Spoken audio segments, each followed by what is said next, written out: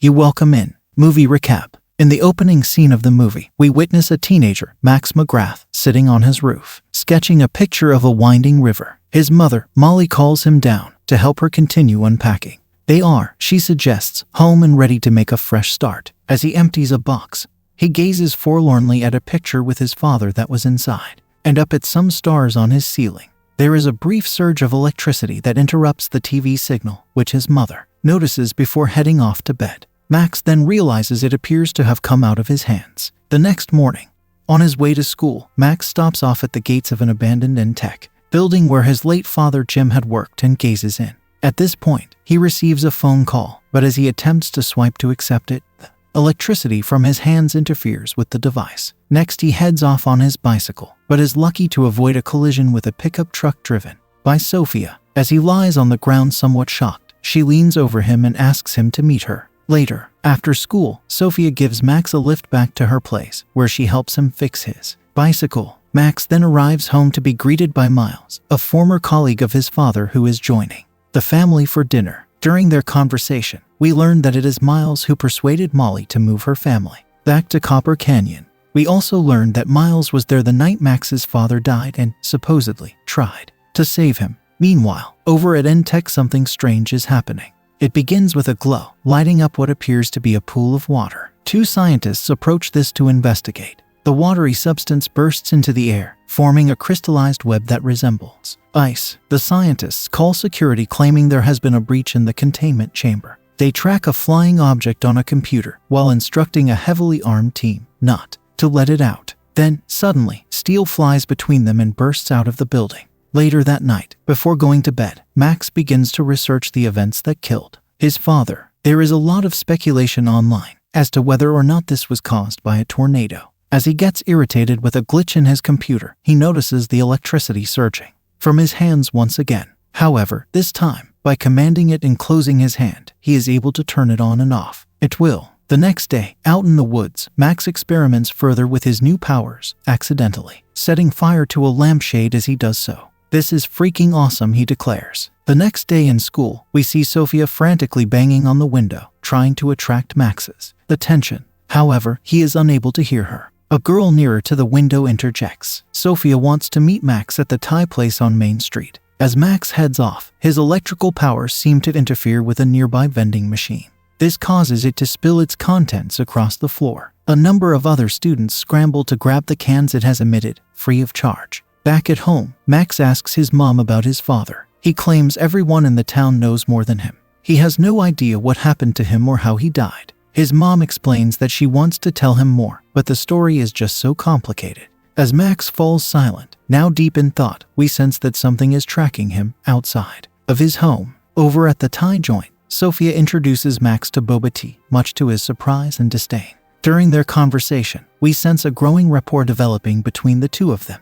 When she asks for Max's number, her phone appears unresponsive, but he is suddenly overwhelmed by a rush of electricity. He heads to the bathroom to try and recover, but instead enters a state of panic. He flees from the restaurant on his bicycle, heading into a nearby forest where he continues on foot. Here he begins to scream and lose control with beams of electricity bursting out from him and into the sky. The next morning, Max awakens to find burn marks in his sheets and wounds across his chest. His state of confusion isn't helped by the arrival of a flying silicone-based life form, who introduces himself as Steel. Steel tells Max about his energy. He also claims that he is there to protect them for whatsoever is trying to kill them. As Molly hears the disturbance and tries to investigate the source of the noise, Max hides Steel in his laundry basket. Steel then tells Max he can help him by absorbing his excessive tachyonic energy. As the two of them discuss the situation further in the woods, they notice the presence of a black SUV. A number of men exit this and move towards them, armed with sizable automatic weapons. Max tells Steel that if they find him as an alien being, they will dissect him.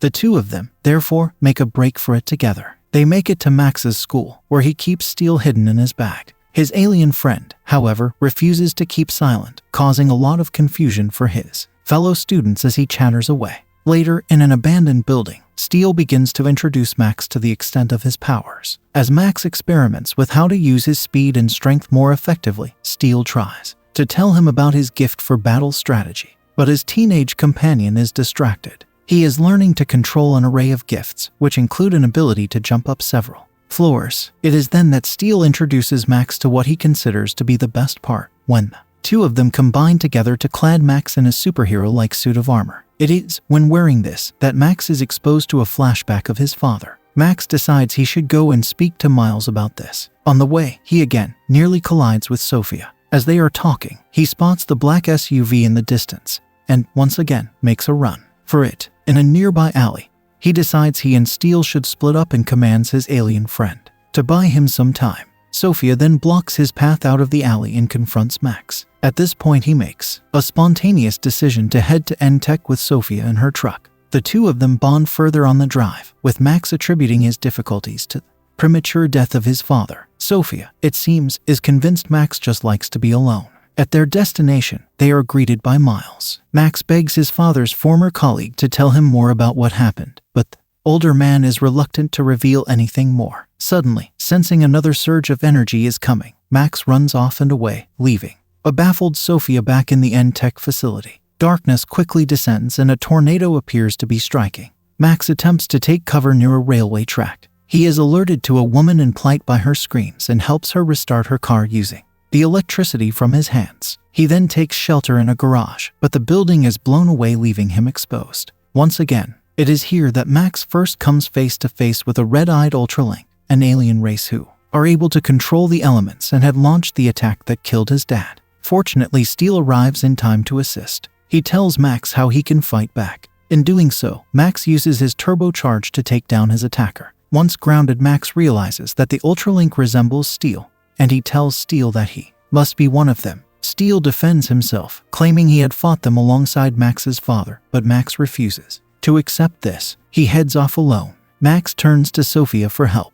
He asks for her phone, her truck, and some rubber gloves to insulate his hands. He drives away while speaking to Miles on her phone. He expresses his fear of the men with guns and concern as to the whereabouts of his mother, who has gone missing. Miles tells him they have probably taken her to his dad's old lab.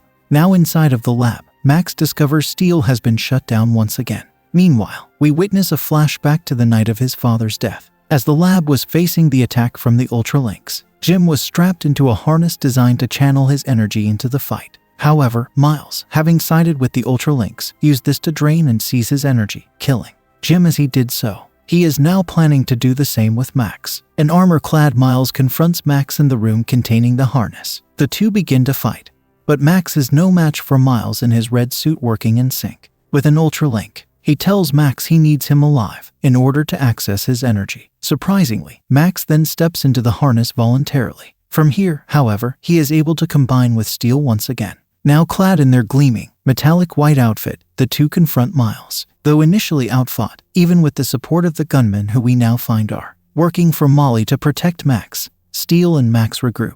Once pinned to a wall by Miles, Max begins to channel all of his energy into his assailant. This overwhelms Miles and causes him to explode. The battle is won. Later, Max and Steel regain consciousness, clearly highly fatigued from the fight. They are greeted by Molly, who we learn has long known Steel and is delighted to find him alive. It is also confirmed that Max's father was actually an alien. At long last, Molly finally begins to tell her son what she had long known, that the Ultralinks were trying to hunt him down and she had continually changed their location in order to evade them. Max is then able to learn from whence he came. He does this by lighting up the array of stars his father had left for him on the ceiling to form a three-dimensional map of space. Keen to make it up with Molly, Max heads over to apologize for his odd behavior. He tells her that she was right, that he has got used to being alone. He thanks her for noticing him and gives her one of his hand-drawn pictures. It depicts the moment they met as she loomed over him. Yes, in his first glimpse of her, she appeared to be upside down. Touched by the gesture, she kisses him with passion. Naturally, they make a date for later that evening. In the final scene, we see Max and Steel agree to engage in fly mode. As the sun sets over the river, the two of them soar above it. Here are the friends about which way they should go. Finally, they zoom away at a frenetic pace. See you in the next video.